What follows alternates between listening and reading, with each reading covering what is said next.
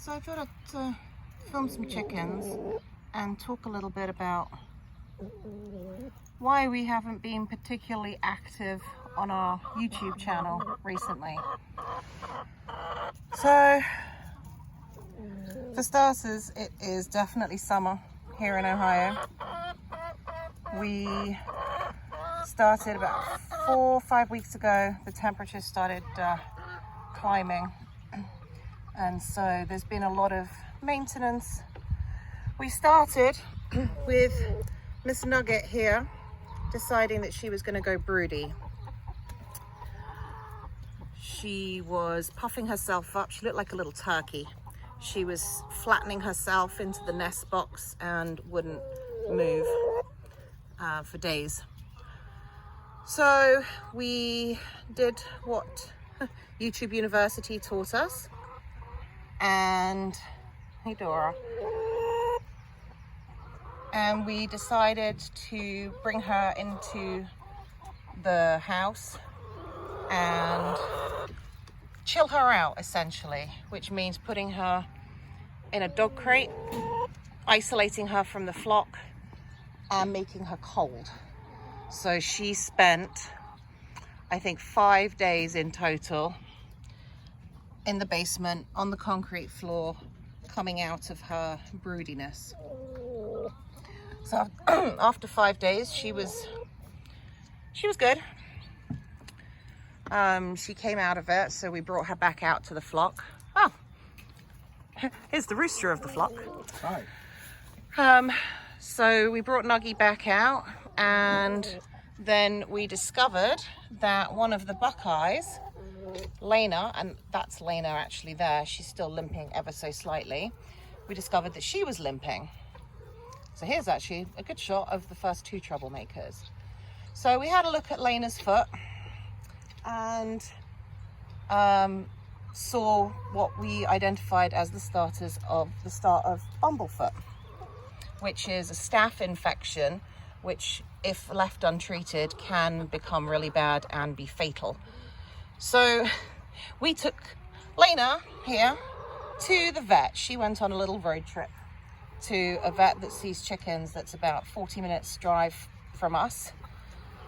She had her foot all bandaged up and treated, and she then spent a week in solitary confinement so that, well, for her own safety more than anything else, while her foot healed.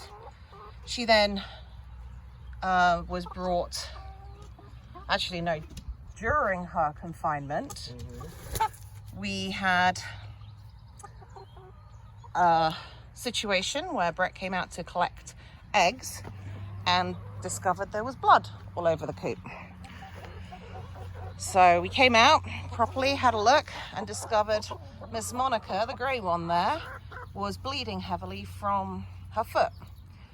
So while we had Lena in the basement in hospital recuperating, we had to take Monica into the basement as well and bathe her and clean her foot up and put some antiseptic on her. We think she'd just clipped the back of her claw and had cut it down to the quick. So essentially like if you cut your fingernails or your toenails too short. So she spent one night in solitary, which she was not happy about at all. No, she wasn't. So we brought her back out the next day, and she wasn't bleeding anymore, and she's fine now. She's a little hot right now. It is 95 degrees Fahrenheit. And then we had, is that Lizzie or is that Meg? I can't even Green tell. and purple. I can't tell. My sunglasses. Anyway, I think that's purple. so then this lady here decided that she was going to be broody. Oh, in the meantime, we'd brought Lena and put her into the little igloo because we'd taken her back to the vet and she just needed to come back out, but she was still separated but with the flock. So then, yep, we had yet another broody chicken. So she then spent 3 days, was it took us this time? in the basement on the concrete floor, chilling out. So all in all, it's been, what, 3 weeks of just chicken drama, really. Pretty much, yeah. So, chicken drama of varying degrees. yeah. So with it having been so hot recently, they're not laying as much as they do normally. Brett has set up this white pipe here. So, oh, there goes a Japanese beetle. So Japanese beetles are the bane of our existence here. They destroy plants. So we saw this thing on YouTube where you put these bait packs. So they sell traps for Japanese beetles. So he's taken one of these and you can see one of the beetles actually was flying around. They were waiting for it at the bottom. And so the idea being that the beetles fall into this tube, drop down into the water, and you see bees there waiting for her treat. Chickens do not eat dead Japanese beetles, we have discovered, but live ones are fair game. So that's that bit. The next bit of drama with the chickens is as the 5 Buckeyes started growing up, they started looking very different. So here's Lena, who is a Buckeye. She's one of this year's chicks. She's very dark and like mahogany color. You can see she hasn't got much of a comb. She's very, like Brett said, very dark colored, with black tail feathers. And what was also sold to us as a Buckeye is this lady, along with 2 of her sisters. Now you can see she looks completely different, and the reason for that is because they're different chickens. So because I paid a premium price for Buckeye chicks, and this woman gave me Isa Brown chicks and 2 Buckeye chicks with them. So I didn't know, what I was looking at, because I assumed that maybe they'd come from different lines, because there's some that are better at egg laying and some that are better at meat production. So I thought maybe there's a line of each in there. As they've become she's closer to maturity, it's become very apparent. So I ended up getting a partial refund from her previously a number of weeks ago. But at this point, I'm just kind of like, you know what? I don't want to deal with this woman again. I'm just going to chalk it up to, bad business dealing, and I know where not to get chicks from next time. Yeah. So we now have 3 Isa Browns who have actually just started laying eggs, and they're pretty sweet chickens as it happens. There's another one of them. So you can see actually you've got the Buckeye in the top right, and then the 2 other brown ones are the Isa Browns. So completely different chickens. In other news, Sarge, who you can see is hiding in the shade under the egg glue in there, Sarge is not Sarge. And how do we know this? Sarge is like Sargina. And we know this because Sarge lays eggs. Sarge lays eggs. So we do not have the suspected rooster. So I thought that Sarge was Sarge because I thought they were all Buckeyes, and the one seemed to be, a big difference. Larry, bad put it. A big difference in their behavior. But I think all it was, I'm Monday morning quarterback here, but I think the one, Sarge is just maybe like a week or 2 older than the other ones. And that's why, there's a bit of a different The reason sound. Brett's looking down is because Babs loves to try and Come here. pick bugs off of Brett's legs. Because she just wants to get picked up. And she'll sit here and she'll pick up, she'll go, Yeah. for no reason.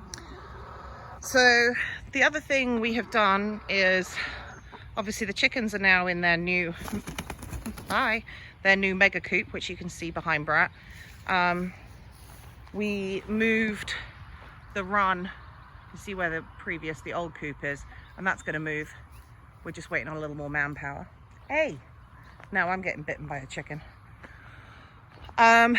So we now have a 60-foot long run for the 19 chickens, so they've got a lot of extra space. Oh, all the flies on that. Nice.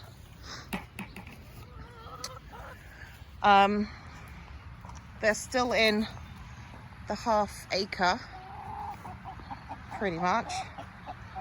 And here are the barred rocks that are the youngest of this year's chicks that are getting very big and developing some attitude. Speaking of attitude, there's some. So everybody seems to be settling in nicely to their free range life as well. It's only the youngest of the flock, the 4 barred rocks, that are a little reluctant to go in and follow. Once they get a little bit older, you know, once they start laying eggs, they get that drive to eat constantly. So Yeah. once that comes and switches on, they'll be out here foraging with the rest of them. Well, they're out foraging, they just don't want to go back in the run in the evening. So they're actually over there in the pile of Are you back? manure. Hi, lady. Hi, lady. What's going on? She wanted more. Oh. You wanted more attention? Is that what it was? So, I'll let you be. yeah. So the other things that we've been up to are we've been doing a lot of gardening, a lot of just general maintenance around the property. She had filmed the window and I go, Huh? "Pick her up." Well, when the way she runs, she is funny. No, she didn't quite do it. She runs kind of sideways. She wants to be friendly. Come on, babe. She's running to hide behind me. So there's been a lot of property maintenance going on, hasn't there? There has been. We are preparing for the arrival of Josh and Eli next weekend, which is exciting. You take a little walk in the back while We you. can take a little walk. My feet are already bitten Well, up. you can. I've broken my cardinal rule in that I shouldn't be wearing flip-flops out in the chicken run. But because we actually have gravel paths and stuff, it's not as bad. So this shiny stuff is the bird tape that is seemingly so far doing its job deterring aerial attacks. One seems to have slipped. It does get caught up in the wind a little bit sometimes. So you see down here, this is the run. We've also got a rollaway nest box because we were having problems with the youngsters, it seemed, who were stepping on the eggs in the nest box as they were learning how to do their thing. So we're going to tidy up here and then we'll take a little walk in the outback and show you what's going on. So see you shortly. Bye.